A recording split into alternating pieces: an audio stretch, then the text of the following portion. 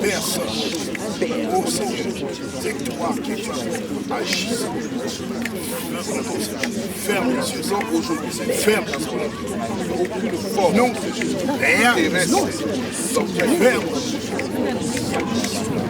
Commandant. Merci.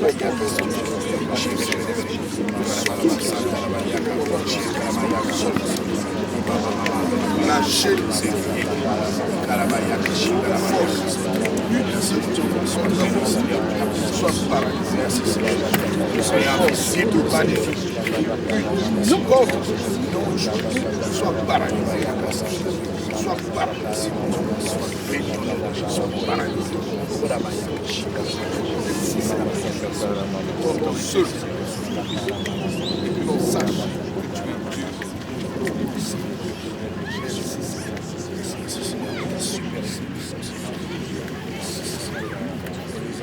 La parole de Dieu déclare dans l'Hébreu.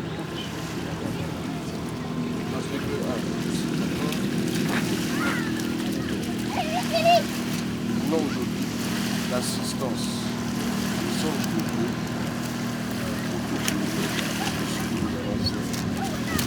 parce que le Seigneur lui-même va nous envoyer ses anges. Parce que les anges de Dieu sont des messagers de Dieu envoyés. En effet, que sont les anges? Les esprits de diverses fonctions envoyés en service pour aider ceux qui ont hérité du salut. Alléluia. Donc le salut est pour ceux qui croient en Jésus. Le salut est pour ceux qui font la volonté de Dieu. Nous allons demander maintenant au Seigneur d'envoyer ces anges ici, qui nous entourent. Et que ce que nous allons faire, nous allons nous faire de concert avec ces anges. Et que le ciel s'ouvre. Et que les anges montent et descendent du ciel. Alléluia. Merci Seigneur pour le ministère des anges, Seigneur.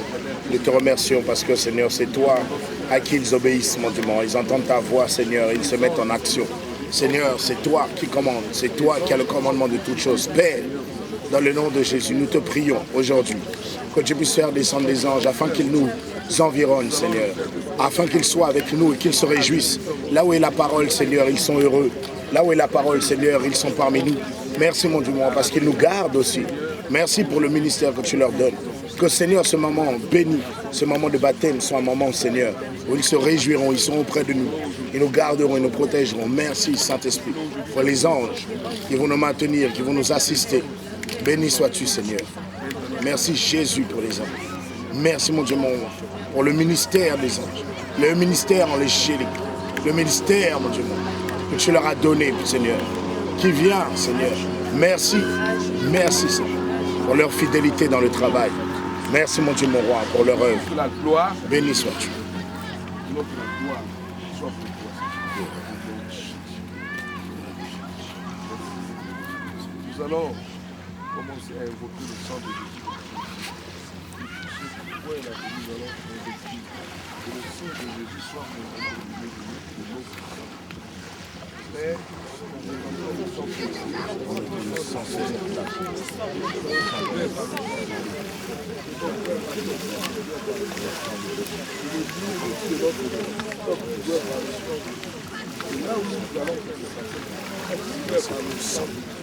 merci pour ton sang précieux. Merci ce lieu, Seigneur, soit sanctifié, justifié. Merci, mon Dieu, mon roi, ton sang a coulé. Merci, mon Dieu, mon roi. C'est toi, mon Dieu, mon roi. C'est un moment béni. C'est un moment, Seigneur, de gloire. Merci, Seigneur.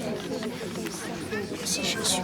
Que ton sang, Seigneur, nous recouvre ce lieu, sur la plage, Seigneur, dans les eaux. Ton sang, Seigneur, a des vertus de puissance. Ton sang nous recouvre. Ton sang nous protège. Le sang nous garde. Le sang de la louange. Le sang d'adoration. Le sang de la justice, Seigneur de Dieu. Le sang au nom de Jésus. Qui veille, Seigneur. Ton sang précieux. Nous garde. Et le sang de Jésus, Seigneur, bloque toute action démoniaque au nom de Jésus. Ton sang, Seigneur, détruit, Seigneur, au nom de Jésus. Ton sang, merci Jésus. Seigneur, tu es au-dessus de toutes choses. Personne n'est au-dessus de toi, Seigneur. Tu es le Dieu puissant. Merci, Seigneur. Sois élevé.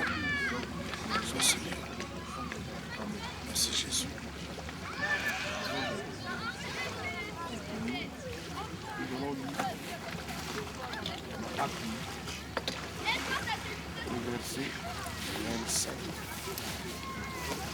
le 25 pour commencer. Acte 8, 25. Acte 8, jusqu'au verset 39.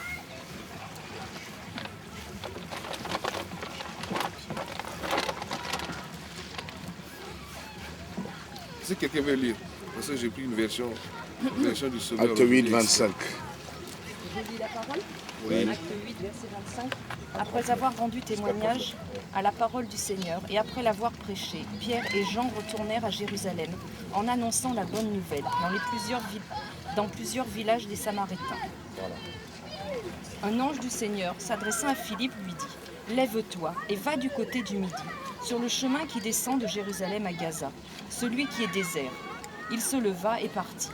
Et voici un Éthiopien, un eunuque, ministre de Cadence, reine d'Éthiopie, et surintendant de tous ses trésors, venu à Jérusalem pour adorer, s'en retournait assis sur son char et lisait le prophète Ésaïe. L'Esprit dit à Philippe, « Avance et approche-toi de ce char. » Philippe accourut et entendit l'Éthiopien qui lisait le prophète Ésaïe. Il lui dit, « Comprends-tu ce que tu lis ?» Il répondit, « Comment le pourrais-je si quelqu'un ne me guide ?»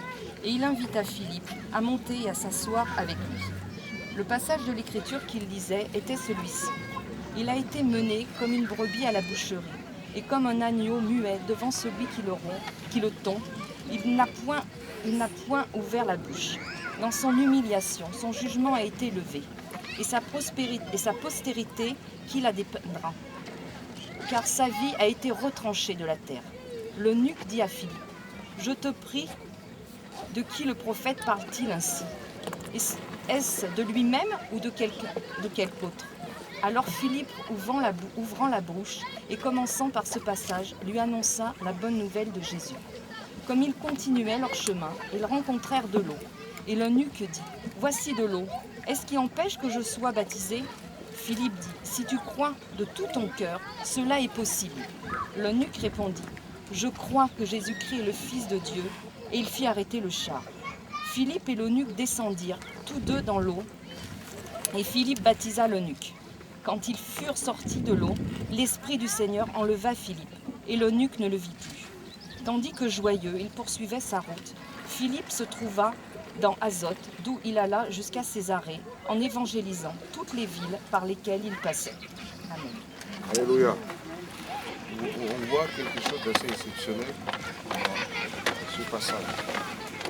D'abord, un ange du Seigneur s'adressa à Philippe et lui dit, « Lève-toi et pars en direction du sud. Prends la route qui descend de Jérusalem à Gaza, celle qui est déserte. » Il se leva immédiatement et se mit en route.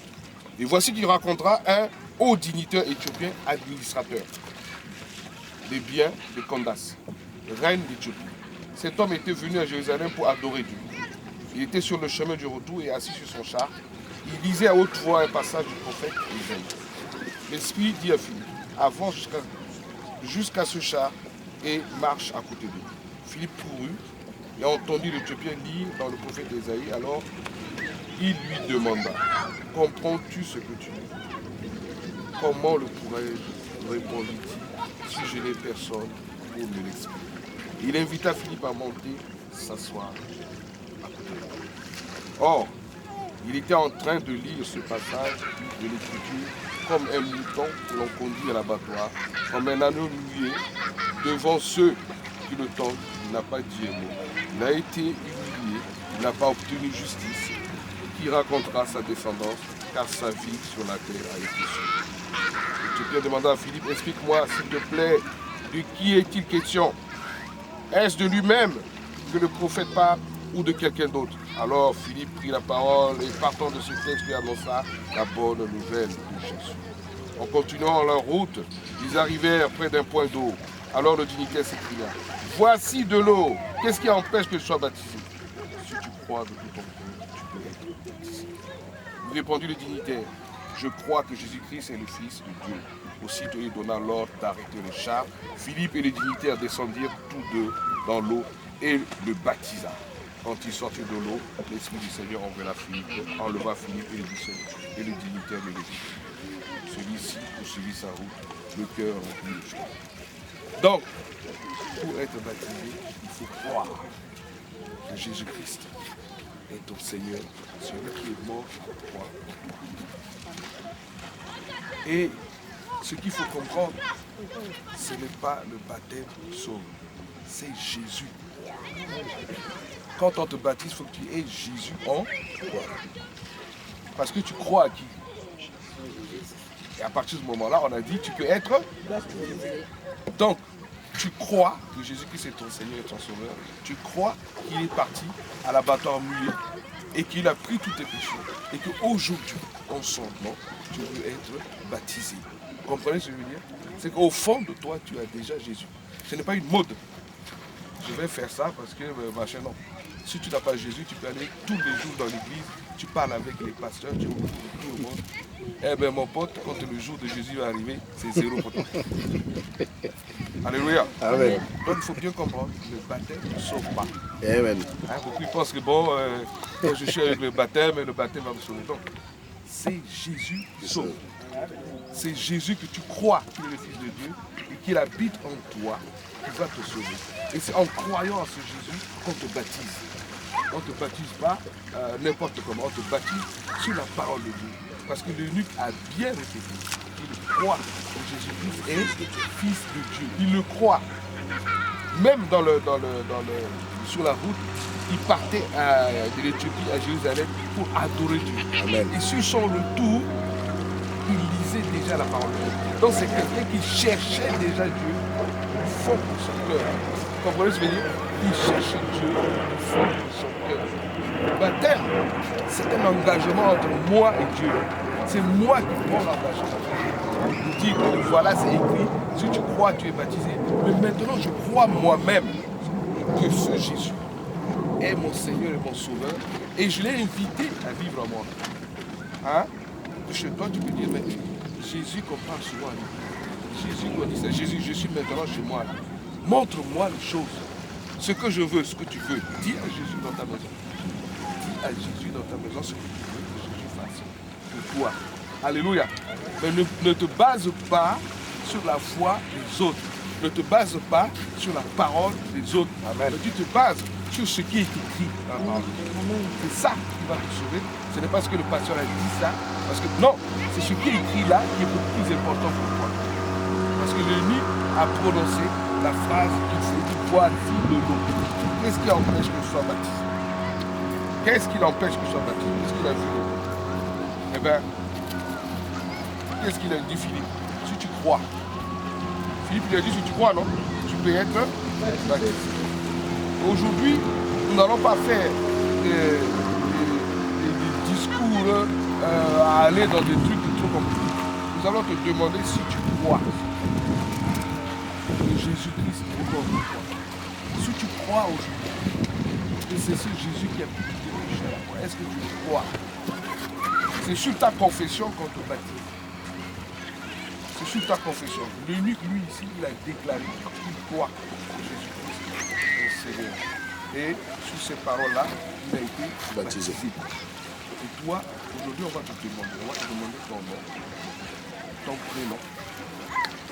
Et on te dit, est-ce que tu crois que le Seigneur Jésus est ton Seigneur et ton Sauveur? Tu dois le répondre. Une fois que tu as fini de répondre que ce Seigneur Jésus est ton Seigneur et ton Sauveur, en te demandant est-ce que tu crois qu'il va revenir et quand il reviendra, il viendra te chercher pour l'amener là où il a dit qu'il y a des maisons pour toi là. Tu crois que toi tu vas être au milieu de ces gens là et toi tu vas donner ta réponse.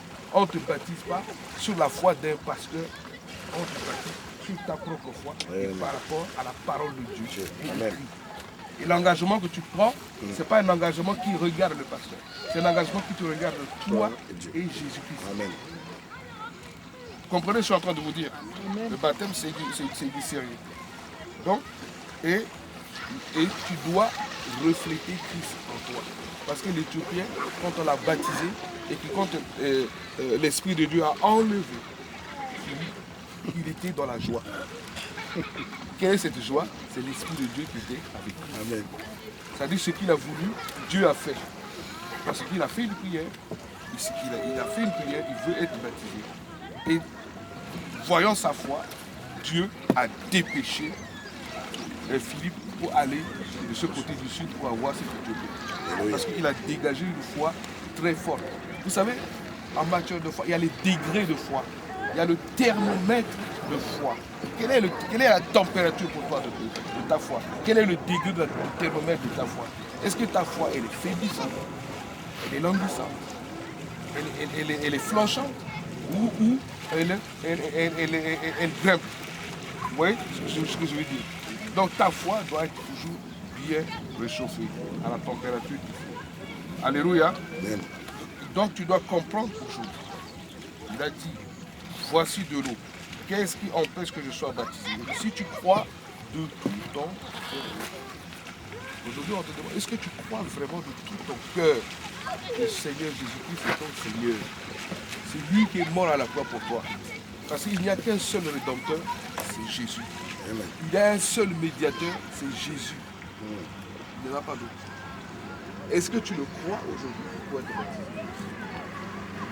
C'est très important. Est-ce que Jésus, que tu veux baptiser en son nom, tu l'as déjà reçu au fond de toi? Comprenez ce que je suis en train de vous dire? Ce n'est pas le problème d'un pasteur, c'est ton problème entre toi et Dieu. Tu peux mentir avec un pasteur, tu ne mentiras pas avec Dieu. Avec ton Dieu, n'est-ce pas? Alléluia. Amen. Il dit, oui, répondit le dignitaire, je crois que Jésus-Christ est le Fils de Dieu. Donc il fait une déclaration claire et nette, sans ambiguïté. Jésus-Christ est le Fils de Dieu. Alléluia. Et donc c'est ça aujourd'hui. Tu dois savoir. Et Philippe, quand il s'est approché, quand il a demandé, comprends-tu ce que tu lis? Il a bien répondu, comment le pourrais-je? Répondit-il, si je n'ai personne pour me l'expliquer. Alors il invita Philippe à monter, à s'asseoir à côté de lui. Et Philippe lui annonça la bonne nouvelle de Dieu. Donc, quand tu es baptisé, maintenant, tu dois te lever pour comprendre la bonne nouvelle aussi à toi de la personne. Une fois que tu es baptisé, ne pense pas que le problème est résolu pour moi.